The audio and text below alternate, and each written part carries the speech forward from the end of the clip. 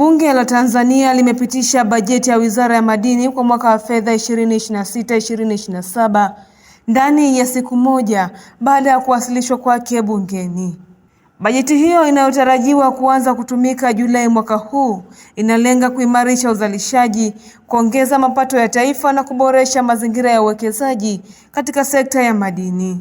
Wizara itaendelea kuimarisha utekelezaji wa mipango ya kuwezesha wachimbaji wadogo ili waweze kufanya shughuli zao kwa tija kwa kuwatengea maeneo na kuwawezesha kupata leseni kwenye maeneo yenye taarifa za msingi za kijiolojia, hasa kupitia programu ya MBT. Kuchukua hatua za ufutaji wa leseni za utafiti ambazo hazifanyiwi kazi na kuzirejesha serikalini ili kupangwa vema na kugaiwa kwa wachimbaji wadogo. Kuhamasisha wachimbaji wadogo kushiriki mikutano, maonesho na makongamano mbalimbali ndani na nje ya nchi kwa lengo la kujifunza na kutangaza shughuli zao. Kuendesha makongamano kwenye mikoa ya kimadini kwa ajili ya kutoa elimu kwa wachimbaji wadogo na kwa wananchi kwa ujumla juu ya masuala ya sheria, kanuni mbalimbali za haki madini zikiwemo pia sheria za local content, CSR, haki madini na haki ardhi. Wakati wa uwasilishaji na mjadala wa bajeti hiyo, wadau mbalimbali wa sekta ya madini hususan wachimbaji wadogo walihudhuria bungeni kufuatilia kwa ukaribu mwelekeo wa sekta hiyo muhimu. Bajeti imetoka ya Wizara ya Madini, lakini kuna kipengele kwamba bajeti iliyotoka mimi naona kabisa ni ndogo ukizingatia na mahitaji ya sisi wachimbaji wadogo. Kwa bado tunabaki pale pale kwenye tatizo lile. Leseni imepata lakini sifanyi kazi. Kwa sababu gani? Kwa sababu haijafanya utafiti. Na ukiangalia uchumi wetu sisi wachimbaji wadogo bado tunajitafuta. Hatuna capital investment ya kutosha kama unaweza kaenda kufanya utafiti mwenyewe binafsi. Kidogo inakuwa ni changamoto. Kwa hiyo tunaomba serikali chini ya Wizara ya Madini kuna vitengo mbalimbali vya utafiti, kwa mfano GST, STAMICO, watusaidie haya maeneo yakishafutwa, hizi period zikifutwa, watufanyie utafiti ndipo waje wafanyaje, wagawe kwa wachimbaji wadogo ili wachimbaji wanufaike na sekta hii. Kwa sababu mchimbaji unampa leseni lakini hajafanya utafiti. Na ukiangalia hujamwezesha, kwa kuna changamoto kubwa sana hapo. Tunapata maeneo lakini hajafanya utafiti. Kwa hiyo bado tunabaki yanakuwa tu hivyo hivyo. Kwa tunaomba serikali kupitia Wizara ya Madini itufanyie mchakato pia kutupata mitaji. Sawa? Maeneo tunapewa lakini bado kuna changamoto ya mitaji. Unapewa eneo lakini huna mtaji wa kufanya kazi. Kwa hiyo tunaomba serikali tusaidie iweze kutuamini wachimbaji. Maeneo mengi hayajafanywa tafiti. Kama ulivyosikia mpaka sasa kwa nchi nzima ni 16% ndio imefanywa tafiti. Lakini serikali inatarajia kutoka mwaka 2025 mpaka 2030 inategemea kufanya tafiti kwa 18%. Sasa 18% kuzifanya, unaweza kaangalia hawajatuambia ile 16% waitumia gharama gani. Ila saizi pesa inayokuwa inatengwa, na shauri pesa inayotenga nyingi iende kwenye utafiti, kwa sababu watu wengi tunafanya kazi hizi kwa kubahatisha. Hata hivyo, swali kubwa linaendelea kubaki ni je, maboresho haya yatawafikia wachimbaji wadogo ambao kwa muda mrefu wamekuwa wakilalamikia kutonufaika ipasavyo?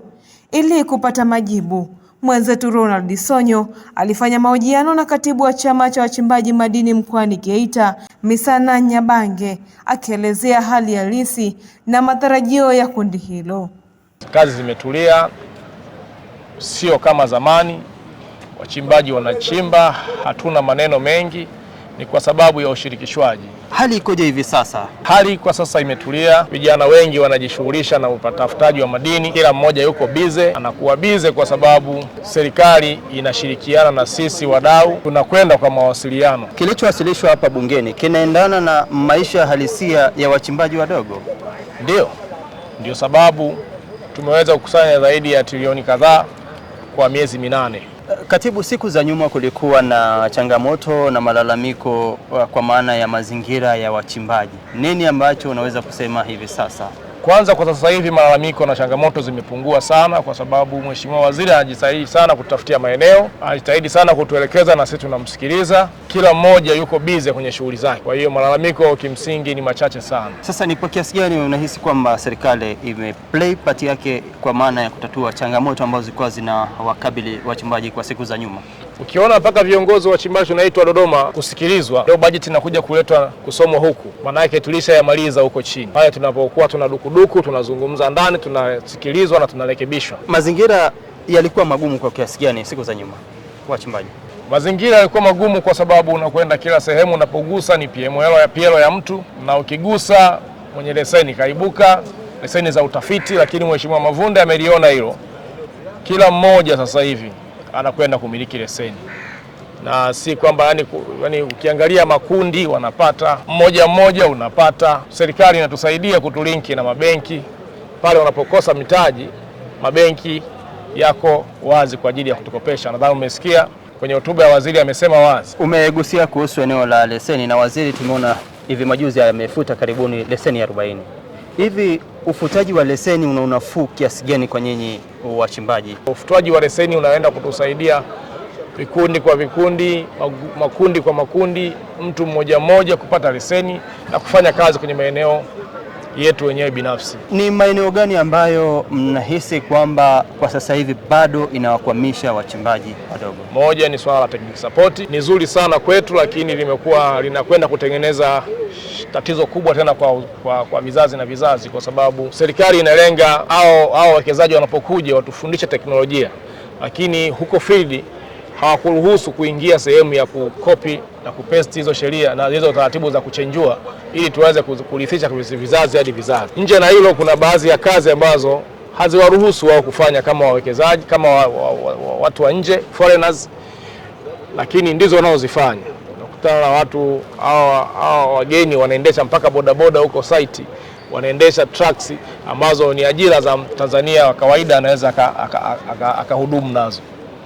Nje na hilo ni swala la baadhi ya tozo ambazo zinatozwa mara mbili ambazo bado zipo kwenye mazungumzo, hasa upande wa halmashauri.